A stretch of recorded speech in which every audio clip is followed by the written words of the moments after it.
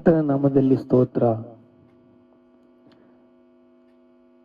ಎಲ್ಲ ಚೆನ್ನಾಗಿದ್ದೀರಪ್ಪ?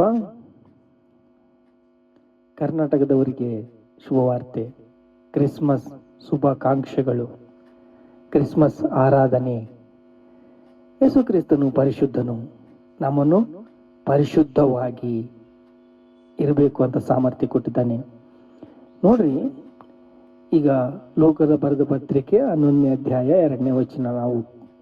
ನೀವು ಪ್ರಾರ್ಥಿಸುವಾಗ, ತಂದೆಯೇ, ನಿನ್ನ ನಾಮವು ಪರಿಶುದ್ಧವೆಂದು ಎಣಿಸಲ್ಪಡುತ್ತದೆ, ನಿನ್ನ ರಾಜ್ಯವು ಬರಲಿ, ನಿನ್ನ ರಾಜ್ಯವು ಬರಲಿ. ಬಂದಿದೆನಾ? ಈಗ ರಾಜ್ಯವು ಕ್ರಿಸ್ತನದು. ಯೇಸು ಕ್ರಿಸ್ತನ ರಾಜ್ಯವು ನಮಗೆ ಬಂದಿದೆ. ಹೇಗೆ ಹೇಳ್ತೀರಿ ನೀವು? ಯೇಸು ಕ್ರಿಸ್ತನ ರಾಜ್ಯ ಎಲ್ಲಿ ಬಂದಿದೆ ಅಂತ ಹೇಳಿದಾಗ, ಪ್ರಕಟಣೆ ಗ್ರಂಥ 12ನೇ ಅಧ್ಯಾಯ 10ನೇ ವಚನದಲ್ಲಿ ಸರ್ಪವು, ಅಂದ್ರೆ ಪುರಾತನ ಸರ್ಪವು ಸೈತಾನನ್ನು ಯುದ್ಧ ಮಾಡ್ತಾ ಇದ್ದಾನೆ. ಯಾರ ಕೂಟ? ಮಿಖಾಯೇಲನ ಕೂಟ. ಅಲ್ಲಿಂದ ಬಿದ್ದು ಹೋದ. ಹಾವುಗಳು, ಚೈಲುಗಳು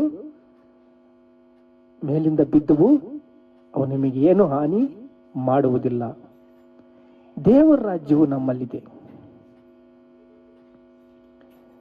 ದೇವರ ರಾಜ್ಯವು ನಮಗೆ ಕೊಟ್ಟಿದ್ದಾರೆ. ಹೆಂಗೆ?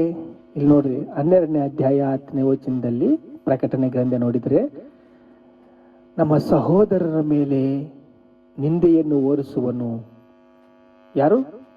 ಸೈತಾನನು. ಸಹೋದರರ ಮೇಲೆ ನಿಂದೆ ಹೊರಿಸ್ತಾ ಇದ್ದಾನೆ. ಏಕೆ? ಅವನ ರಾಜ್ಯ ಕಟ್ಟಬೇಕು ಅಂತ, ಸುಳ್ಳು ಹೇಳಬೇಕು ಅಂತ, ನಾಶನ ಮಾಡಬೇಕು ಅಂತ, ಡ್ರಗ್ಸ್ ಕೊಡಬೇಕು ಅಂತ, ಎಲ್ಲ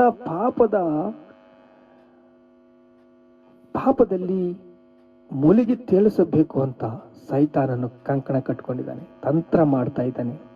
ಹಂಗಾಗಿ ಯೇಸು ಕ್ರಿಸ್ತನ ಸಂಪೂರ್ಣವಾಗಿ ಯೇಸು ಕ್ರಿಸ್ತನಲ್ಲಿರುವವರು, ಯೇಸು ಕ್ರಿಸ್ತನ ಕೆಲಸ ಮಾಡೋರು, ಪ್ರಾರ್ಥನೆ ಮಾಡೋರು, ಯೇಸು ಕ್ರಿಸ್ತನಲ್ಲಿ ನಿಲ್ಲೋರು ಏನ್ ಮಾಡ್ತಾ ಇದ್ದಾರೆ? ಕ್ರಿಸ್ತನ ಬಲವು ಈಗ ಸಿಲುಬೆ ಮೇಲೆ ತುಳಿದು ಹಾಕಿ ಜಜ್ಜಿ ಹಾಕಿಬಿಟ್ಟಿದ್ದಾನೆ.